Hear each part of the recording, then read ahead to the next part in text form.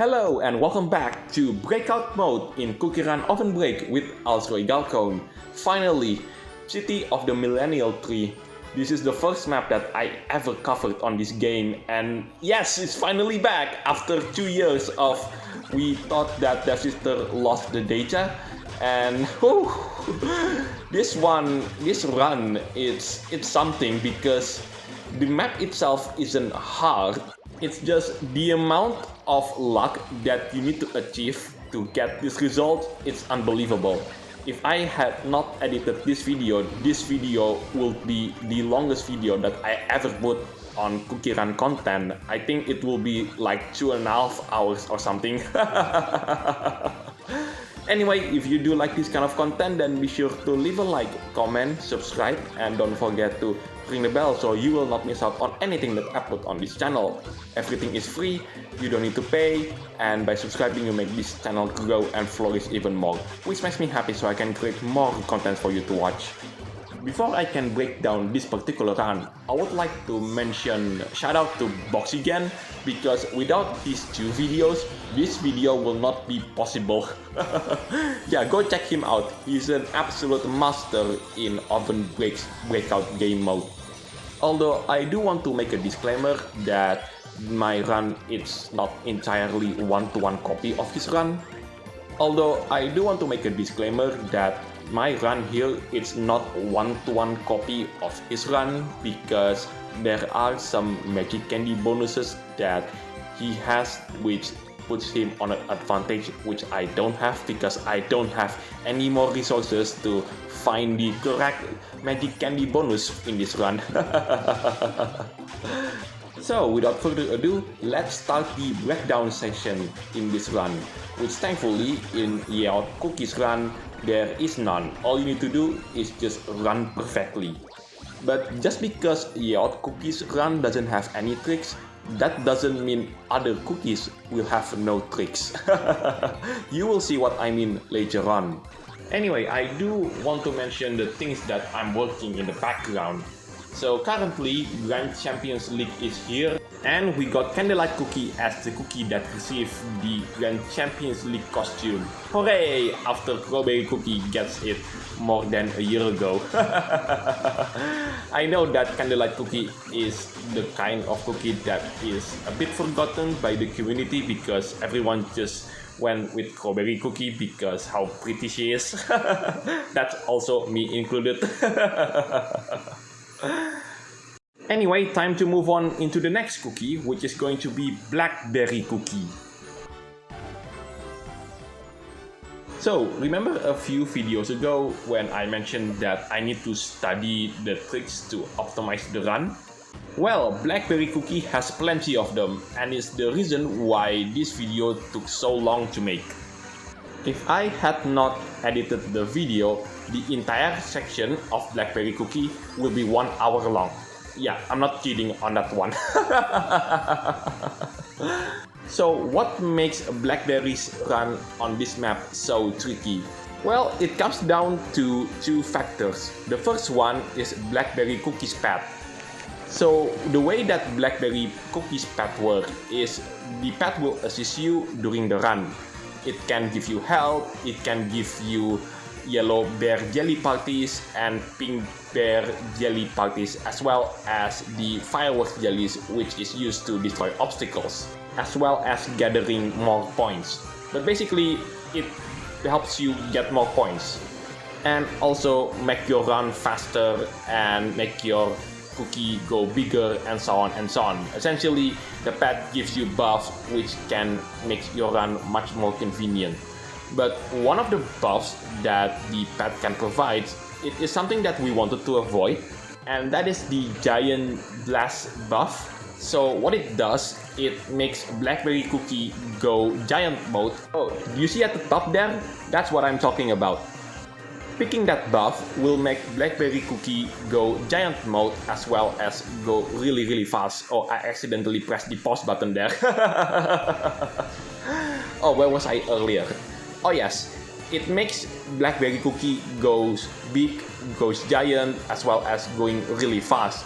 But the thing is though, we want to control Blackberry Cookie's health because right at the very end of Blackberry's turn to run, she will enter bonus time, and before Blackberry Cookie enters the bonus time section, there is a bunch of trampolines that we cannot avoid, so we have to take the trampoline, like this one that I'm about to take, like that one.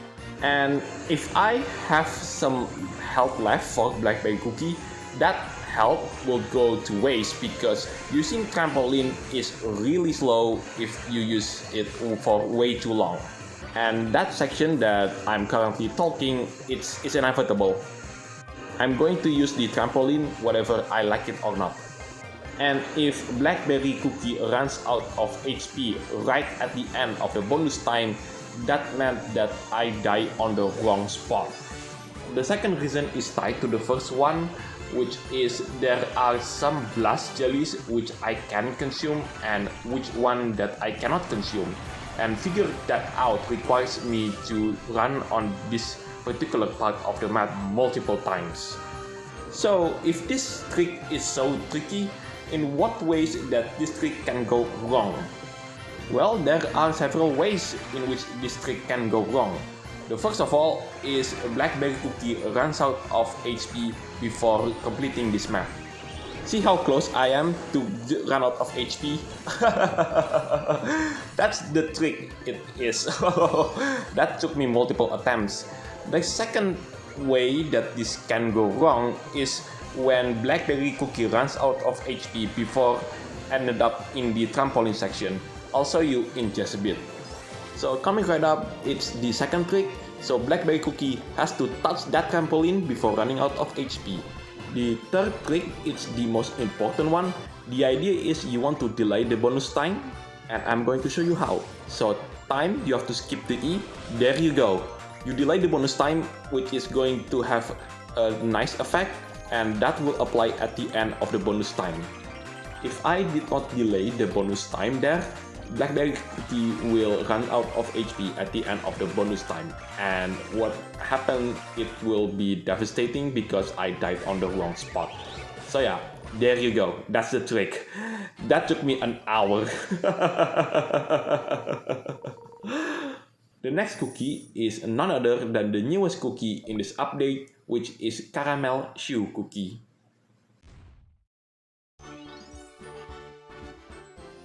So, Caramel Choux Cookie's turn, and her run also depends on RNG, although it's not as bad as Blackberry's ones. And after doing her run, it made me realize that if this cookie came out, I don't know, 2-3 years ago, she would probably be banned from running on this map. Now, you might think to yourself, why? Why do you think it's that way? Well, that's because if you notice, especially in the trampoline section during Blackberry Cookie's run, it takes away some of the controls that you have. And there is one other cookie which you will see later on that if she was released, let's say 4 or 5 years ago on this map, she will probably be banned as well, just like Caramel Choux cookie. That's because way back in the days before Season 4, this map was infamous for a very good reason. Some of the cookies on this game and the past as well were banned. The reason why is because this map forces you to... Oh, that's actually a mistake that I did not want to create. Oh, that's bad. Oh, thankfully I didn't crash into that obstacles. Which might be a blessing in disguise, as I will explain a bit later when she almost runs out of HP. So, where was I earlier? Oh yes, the ban list. So, right before the Cuckoo Town Square update, there used to be a ban list.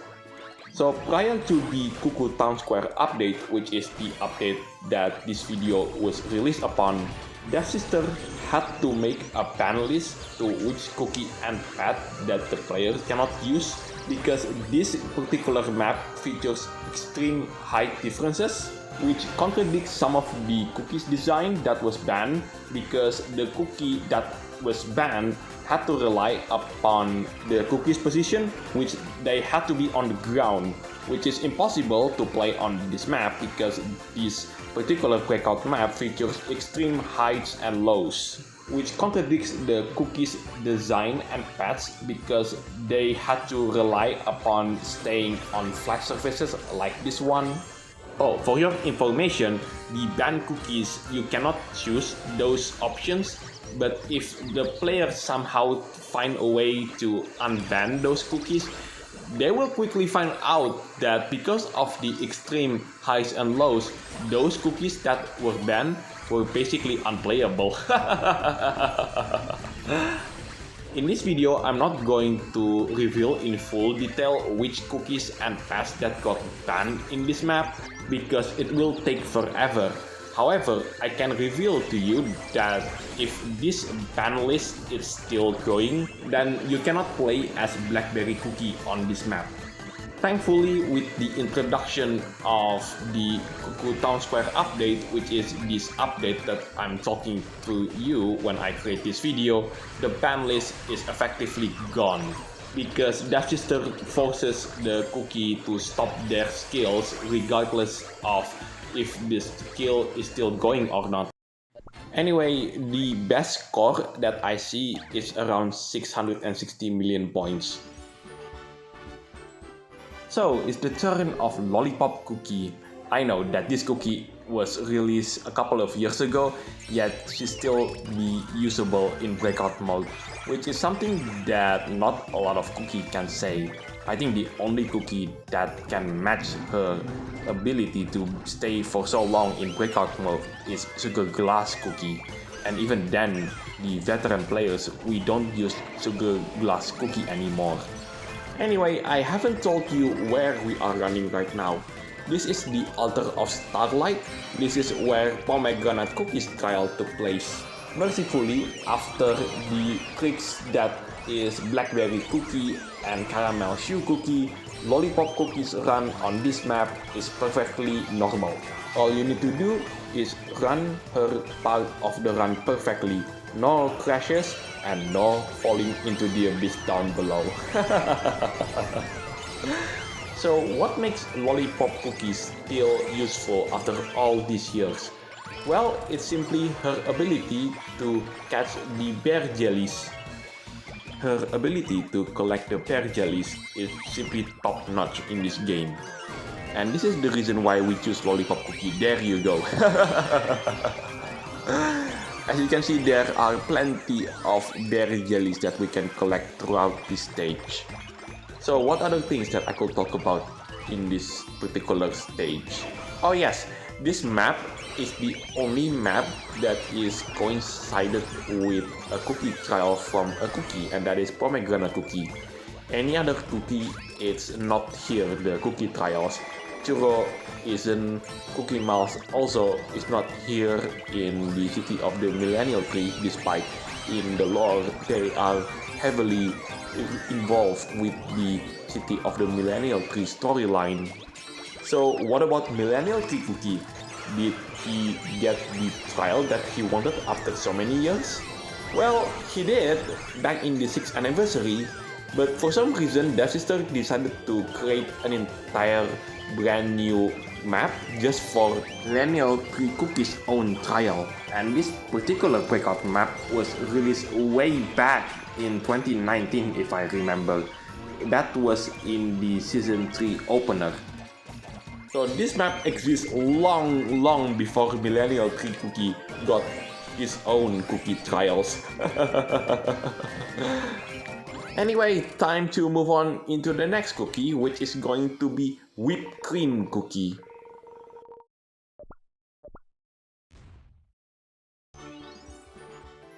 So next up, Whipped Cream Cookie. Thankfully, just like Lollipop Cookie, this cookie has no tricks. So I should be able to get a really fantastic score on this one, right? Anyway, I do want to talk about the Grand Champions League because that's the thing I'm currently working on. To be honest, I don't like this version of the Grand Champions League because right at the very start, the game will only give you 3 hearts instead of the usual 5. And currently, as I'm speaking, we are in the main round 1. and I have to win in order to maintain my 3 hearts. And if I lose and ended up in second place, I will lose one of the hearts, which is kind of unfair with this current format. For some reason, I have the same pressure as I did way back in the semifinals of the previous Grand Champions League. And I can confidently say that not a lot of people will get Candlelight's costume, which is the one thing that I always targeted to achieve in every Grand Champions League.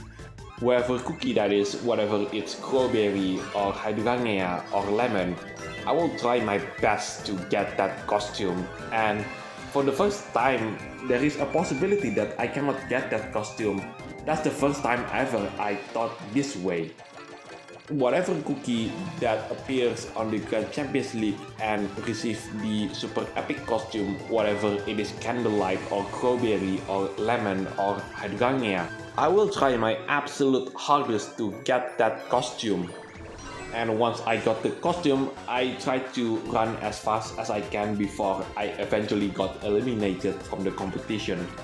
But this time around, with the fact that I don't have any magic candies anymore, I don't know, but I'll try as best as I can. I mean, it hasn't gone to a good start, and you know that it doesn't go to a good start when Devsisters have to literally patch the amount of Grand Champions League coins that you get before people complain that it was way too low, and most likely that most people don't get Candlelight's costume anyway. Well, I do hope that I am one of those people who managed to obtain Candlelight Cookie's Grand Champions League costume. But to obtain that, I have to pass the main round 2 of the Grand Champions League Candlelight season. And when I saw the small brief of the map, I thought to myself, well, this looks simple enough, so what's the catch? Well, it turns out that you need to use the zip line, which is a game mechanic that is quite rare to be used. And for those of you who don't know, I absolutely despise the zip line mechanic. Especially when it comes to the part where you need to deliberately detach yourself from the zip lines in order to get some jellies, and you have to jump back into the zip line. If you don't know what I'm talking about, go take a look at my run at the Grand Champions League Hydrangea season. It was the first Grand Champions League video that I made on this channel. That is not the exact same stage as the stage that I'm currently fighting on, but at least that stage gives you an idea just how difficult the zipline mechanic in this game. I definitely remember that it was during round 3, so you can check it out by clicking the link at the top right of the screen. Now here comes the golden cradle. Say goodbye to the bear jellies that you collect in the altar of starlight, because now the main theme is the coins. This is also one of the stages that you can play in other game modes such as team fight. Anyway, I do apologize if this video ended up taking way too long than it should. It took me almost a week just to end up finishing the recording of this video. That's because aside from recording videos, I need to do stuff in real life as well. The next video, it is going to be the Grand Champions League, both the preliminary round as well as the main round, round 1. And right after that, it is going to be Cream Ferret Cookies trial, both in the Diamond rank as well as in the Rainbow rank. Well, at last, Whipped Cream Cookie's turn is done. I sure hope that there are no tricks that I need to do on his run, right? Anyway, time to move on into the next cookie. So, Tangerine Tanghulu cookie as the 6th cookie for this particular video. And at this point, I was hitting a roadblock. I was wondering why I could not activate Tangerine Tanghulu's last skill, and it turns out that I've put whipped cream cookie on the wrong spot to run out of HP. So I have to use Wing Jelly of Resurrection, which is the treasure that you see on the right side of the treasure set that I'm using. That's just to be able to activate Tangerine Tanghulu's last skill. At this point in the run, I've done around 25 times running with Tangerine Tanghulu, and I could not in the life of me activate Tangerine Tanghulu's last skill. So with no other choices, I have to substitute the Lakeside Churros, which was at the time the treasure that was recommended by the game to do this part of the run. So this score will not be as great as the top 1%, but at least this treasure will allow me to put Tangerine Tanghulu cookie at the exact spot where I wanted Tangerine Tanghulu cookie to run out of HP. Because for the next cookie, where to put Tangerine Tanghulu when she runs out of HP is absolutely crucial. Oh yes, one more thing to explain before we are moving on into the next part of this map. This is Golden Cradle, and the next part, down the Golden Cradle, this is the place where we get coins the most on this map. These two maps, unfortunately, are not the best place to find the coins on, but if you do want to find coins on this particular breakout map, those two places are the best place to get all the coins. Well, too bad in this run I cannot get all the coins, but then again you probably can do it by using the practice board provided by the game. That is of course if the player managed to somehow unlock all the stages in the breakout map. Anyway, one thing that reminds me of Tangerine Tanghulu so much was a strategy that you need to apply in the Dragon's Paradise breakout map, and it was really difficult because the trick starts at the end of her turn where she is supposed to run out of HP, and you have to somehow make her not run out of HP, because if you fail this trick, then Tangerine Tanghulu cookie will end up at the wrong spot when she runs out of HP. Okay, come on game, be kind to me. Okay, double jump. Okay, there you go. Oh, that was way closer than I thought. Now at least I can put Tangerine Tanghulu cookie where she is supposed to run out of HP. That's because the next cookie might be the hardest one to use so far. So, do you remember when I said that some cookie tricks on this map are trickier than the others? Well, Cream Soda Cookie is certainly the second trickiest in the entire run.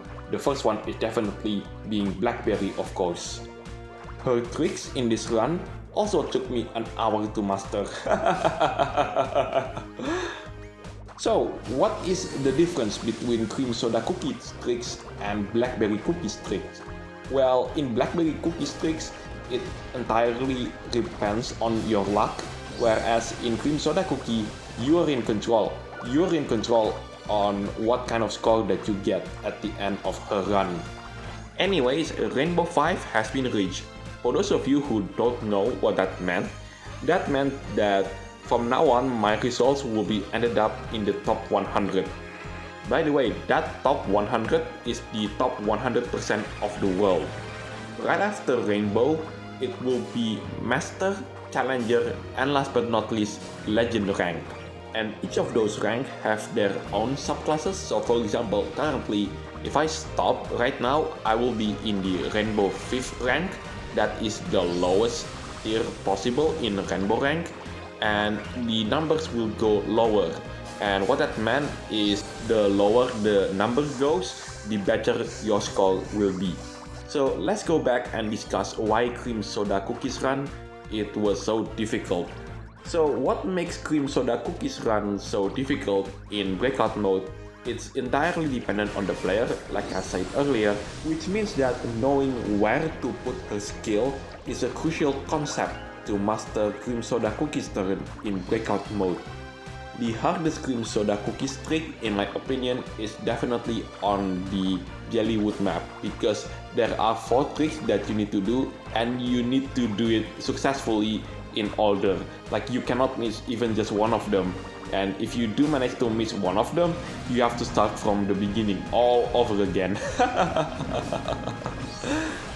Which means that even though her run isn't exactly long, I think it's around 3 to 4 minutes, you can be using cream soda for a very long time.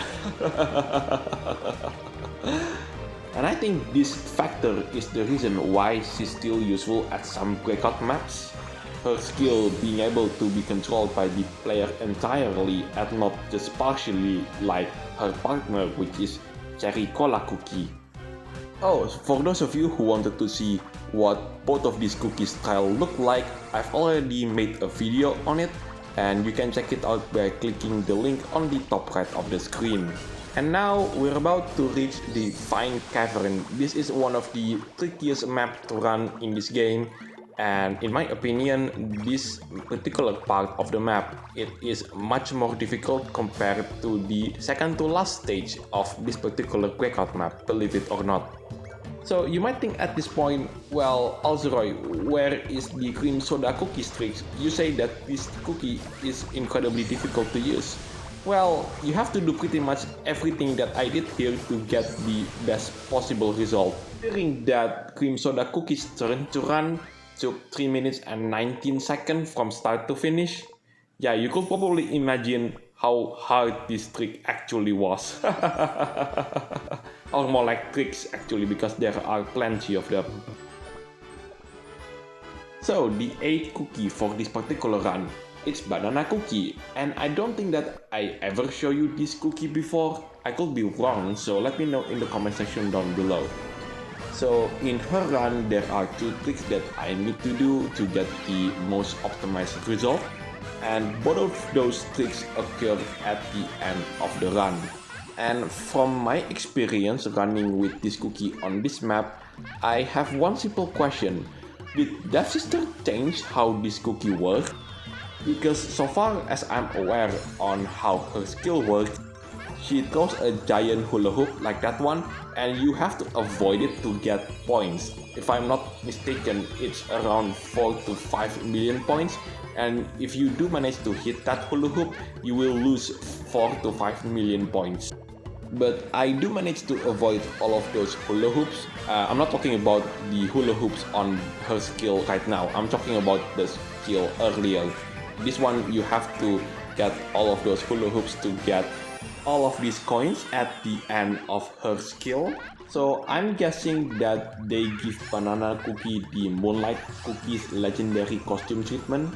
For those of you who don't know, back when the 5th anniversary update was introduced, Moonlight Cookie actually got a brand new legendary costume, which usually brings some buff to her, but for some reason Devsisters buffed certain aspects of her, but for some other parts she got nerfed. I have no idea why.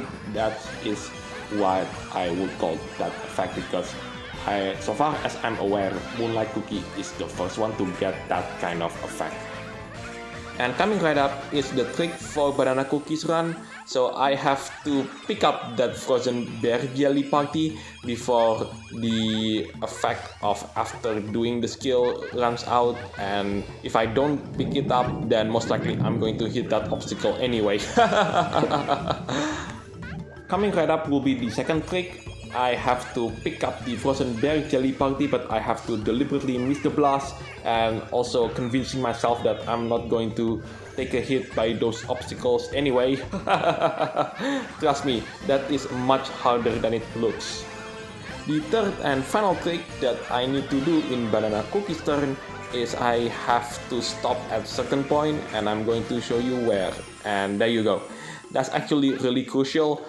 If I don't, then I ended up dying on the wrong spot.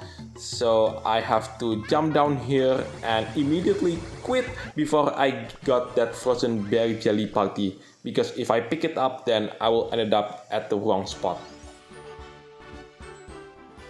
So the second to last cookie, Moon Rabbit Cookie.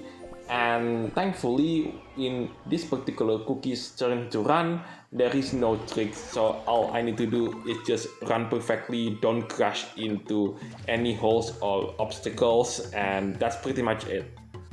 For those of you who are wondering why I quit at that specific point in Banana Cookies Churro, I will be starting Moon Rabbit Cookies Churro right around here, which is the wrong spot to start the run.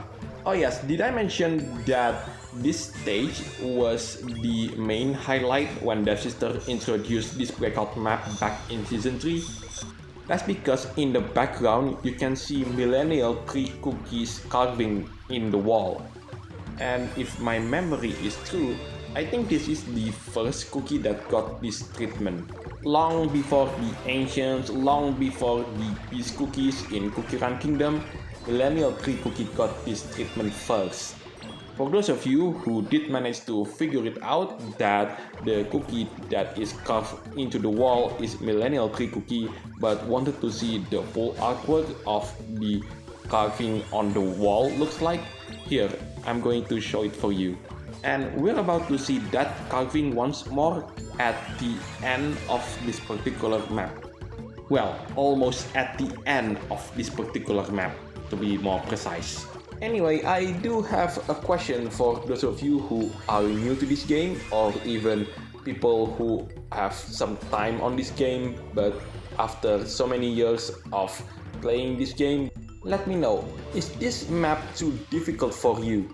How do you rate this map's difficulty in conjunction to every other breakout map that we already have in the game? Let me know in the comment section down below. Anyway, look at the background. There you go, there's the carving of Millennial Tree cookie. And we're about to see it for the final time, and there you go. So here we are in the Golden River. This is the second to last stage on this map. The first time I created a breakout mode on this game, this is as far as I could go. So hopefully in this breakout video, after 4.5 years of playing this game, I will be able to reach the final stage so I could show you what it looked like. But for now, we are currently running in the Golden River. In my opinion, this stage, it is much easier compared to the previous two. And I think the reason why is because when Devsisters designed this map, they took a look at the previous two stages and decided that the next one is going to be a much more calmer stage. As in, they tried to implicitly say that here's a stage that you can enjoy, but get ready for the coming storm. Anyway, I know that I am still quite some distance from the next rank, which is the Master 5th rank. For those of you who don't know how far that will be, if I manage to pass the Master 5th rank, I will be on the top 30% of the world. Anyway, it's time to move on into the final cookie for this run, which thanks to how the breakout system works nowadays, the last cookie is fixed. And that cookie is none other than Churro cookie. So, the final cookie for the run, Churro cookie. And to be honest, I don't like the way Devsisters set up the breakout at the moment, because for whatever reason, they decided to lock the last cookie into the cookie that they wanted, and it entirely depended on them. And currently, it's Churro cookie. They had been done this for quite a while. I think the first time that I saw this was Sorbet Shark Cookie at the City of Wizard, another video that I've actually covered a couple of years before. Anyway, this run can be summarized by using Churro cookie, because even if I run on this stage with absolute perfection, I don't crash, I don't fall into the abyss down below, I can still have completely different results every single time. And for those of you who are wondering, yes, there is one trick that you need to do on this particular part of the run. Although for some reason I decided to repeat this attempt once again, but it's off screen, and somehow I ended up with a better score for some reason. Yes, this map is just that unpredictable. I did try to record it and get the exact same result, but unfortunately that's not to be the case. So in the end, after conquering this breakout map, what do I think of it? Well, It's actually quite an easy map. In fact, I will say that out of all the main episode breakout map, this is probably the easiest one. Although, if Devsisters wishes to put this map back into the rotating schedule just like every other map, I do wish that the RNG factor is reduced. If the strategy is quite consistent, kind of like the Lustrous Longan Palace, then this map will probably be the easiest breakout map out of all the main episode 1. So here we are, Cursed Throne, the final map in City of the Millennial Tree breakout map.